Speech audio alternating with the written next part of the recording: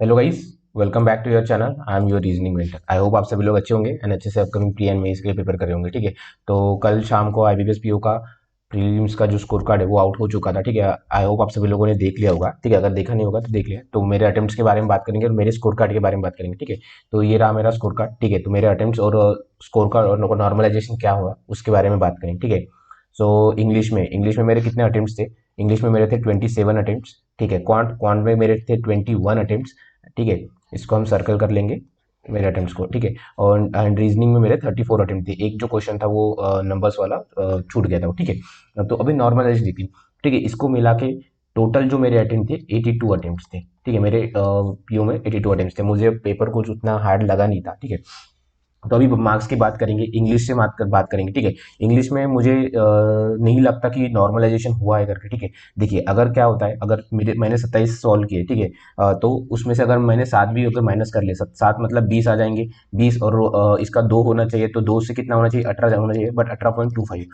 7 का 7 इंटू 0.25 अगर करते हैं तो कितना होता है? 1.75 होता है। ठीक है, तो वही मुझे देखने को मिला। ठीक है, देखिए यहाँ पे देखिए 18.75, पर मेरे इतने यहाँ पे गलत नहीं हो सकते। हार्डली मैं बोल सकता हूँ कि 27 में से 7 नहीं गलत सकते, 27 में से 3 से 4 गलत हो सकते हैं मेरे, बट 7 गलत नहीं हो सकते। तो कहीं ना कहीं यहाँ पे इन्होंने नॉर्मलाइजेशन किया है।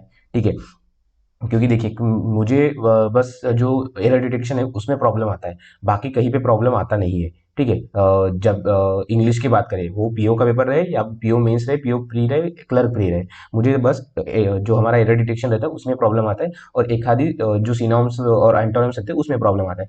तो मुझे लगता है 3 से 4 मार्क्स वहाँ पे हो सकते थे, बट 7 मार्क गलत नहीं हो सकते। तो कहीं ना कहीं इंग्लिश में मुझे नॉर्मलाइज देखने को मिला है। ठीक है, क्वांट की बात करेंगे, क्वांट थोड़ा हार्डर साइड पे था।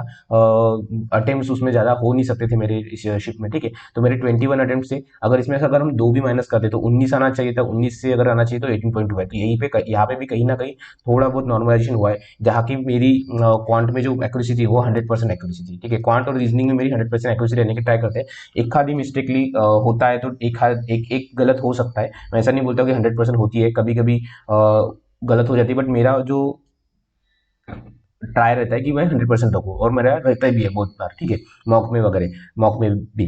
ठीक है, तो अभी बात करते हैं रीजनिंग के। तो यहाँ पे भी हल्का नॉर्मलाइजेशन देखने को मिला, ज़्यादा नहीं मिला, बट यहाँ पे मुझे ज़्यादा देखने को मिला, क्योंकि मुझे लगता है कि 3 से 4 ही मेरे गलत हो सकते थे, उससे ज़्यादा नहीं हो सकते थे। ठीक है, क्योंकि यहाँ पे मैंने रिस्क भी नहीं लिया।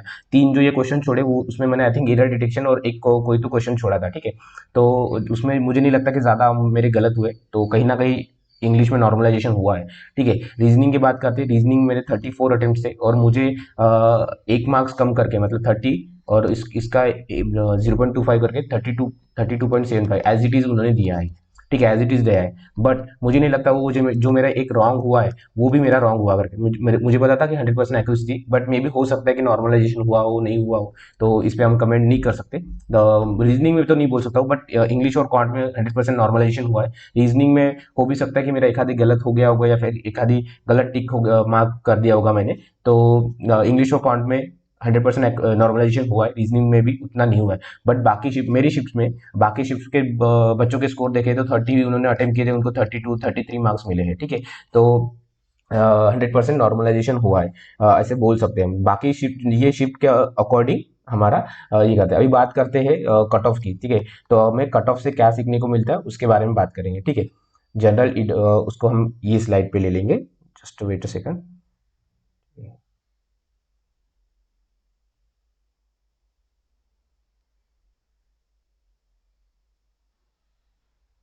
हाँ, तो अभी बात करते हैं हम। देखिए, जनरल, ईडब्ल्यूएस एंड ओबीसी, इन तीनों का जो कट ऑफ है वो 54.25 गया है। सभी का कट ऑफ जो है वो 54.25 ही गया है, तीनों का सेम गया है। एससी कैटेगरी वालों का आई थिंक 49 पॉइंट समथिंग गया है। ठीक है, मुझे एग्जैक्ट याद नहीं। एंड एसटी कैटेगरी वालों का 43 गया है। ठीक है, अगर करेक्ट मैं गलत होगा तो प्लीज मुझे करेक्ट कर देना। ठीक है, ज्यादा कुछ इतना बड़ा कट ऑफ जो है वो गया नहीं है। ठीक है, और अकॉर्डिंग टू ये क्यों हुआ है? ये हुआ इसलिए क्योंकि ये जो लास्ट टाइम उन्होंने वैकेंसीज नहीं बढ़ाई थी। ठीक है, इसलिए ये हुआ। अप्रोक्स 3000 या फिर 3500 के आसपास वैकेंसीज थी। ठीक है, बट इन्होंने जो बैंक ऑफ बड़ौदा के जो 1800 800 पीओ की वैकेंसीज ऐड हुई थी उसके अकॉर्डिंग आई थिंक नहीं लिया है, ठीक है। बोल नहीं सकते हम ऐसे कि उन्होंने लिया ही नहीं है, किया ही नहीं करके, ठीक है। सॉरी, ओबीसी का जो एससी का जो कट ऑफ था वो 49.50 था, ठीक है। तो देखिए यहाँ पे देखिए, अगर हम बात करेंगे, देखिए इसमें, इसको मैं हाईलाइट कर देता हूँ, ठीक है।